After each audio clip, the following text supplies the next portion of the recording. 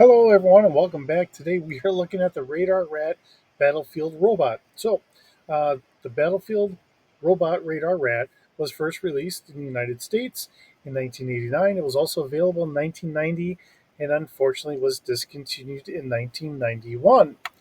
So, being here on yojo.com, we do have some nice pictures, although it's not as many as what we've had on some of our previous ones. We do have parts, so this is how you would have probably gotten it. And let's see, we have our blueprint here, and then we have just a little bit extra on the building instructions. Okay, international releases. The Radar Rat was released in Canada in dual language packaging. So we do have a slightly different package here, and it has both a robot, the combat radar rat. I think that's how that would be pronounced. Um, but either way, it's it's an interesting vehicle. Looks like the missiles here are firing rearward, although it looks like on the actual vehicle they have it facing forward. So, uh, you just take it for what it is. There's no other variations known to Yojo.com, and they do not have a price on this, which is kind of unfortunate. So one of those things that we always like to see, but sometimes we don't get to see it. So, okay, so looking at the stats that I've kind of come up with for our Radar Rat Battlefield robot. Uh, we're going to keep it at speed or scale. Much like a lot of the other ones, I'm not knowing exactly how long this should be, so I've kept it at about 15 meters or 15 feet. It is a crew of one, no passengers, 44 pounds of cargo would be available, I'm guessing. One half coverage, keeping it there, although maybe it'd be even less looking at how this is driven. It's just a very minor controlling arm in the front, almost like a bicycle uh, handlebar. It is ground based, so we have it there. Now, we have some wide tires, they're not very big tires. Keeping it in line with all the other robot ones that we've got, I left it at 50 miles per hour. So, whether I'm right or wrong, I really don't know what to say on this. I really don't. I'm just kind of leaving it at that.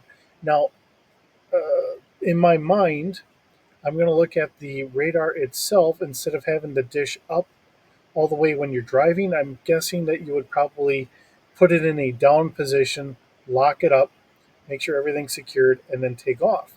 Uh, and then once you get to where you need to go, you can put it up. Or if you're actively in a robot mode, you might leave it up and you may not want to go full speed, leaving it at that. I really don't know. Um, it's just what it is. We have to use our imagination, and if you just want to just be full fantasy, keep driving with it up. I just don't know how well that would really physically work. Even if it was down, I could still see it getting damaged, hitting the bumps and so on and so forth. But it is what it is, right? Okay, so our body strength is going to be a 2D at speed or scale. I figured it's going to be as rugged as most typical cars would be, standard four wheeler or whatever else.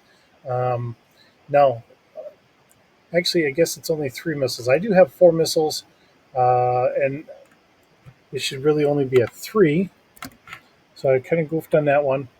Um, and they're a front firing arc, which is how I see it and how I have it. Although in one of the pictures I had it firing the opposite way. Uh, they're going to be at speed or scale. Fire control is going to be 3D plus 2 and 7D damage per missile. So this is fairly resilient that way. Now, I've kept the same crew skill that I've done on some of the other ones, just kind of modifying it a little here and a little there.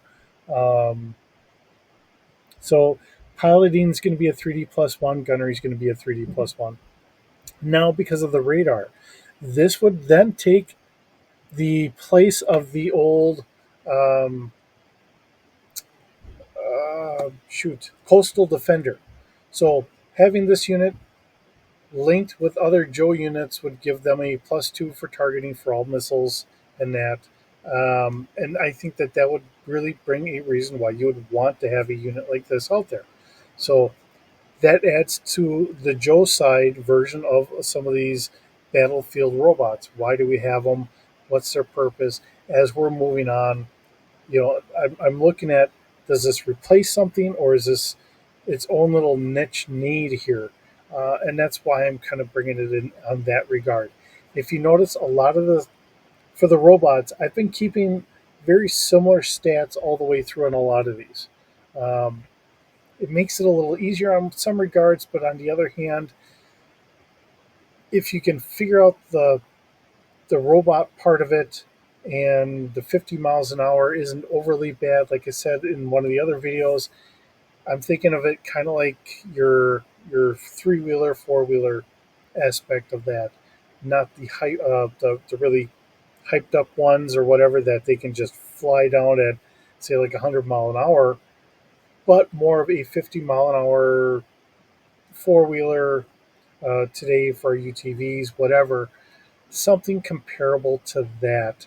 That would be a combat necessity to fill in for something else. So that's where I'm going with this. So um, I think keeping it, relatively level with a lot of the other ones works.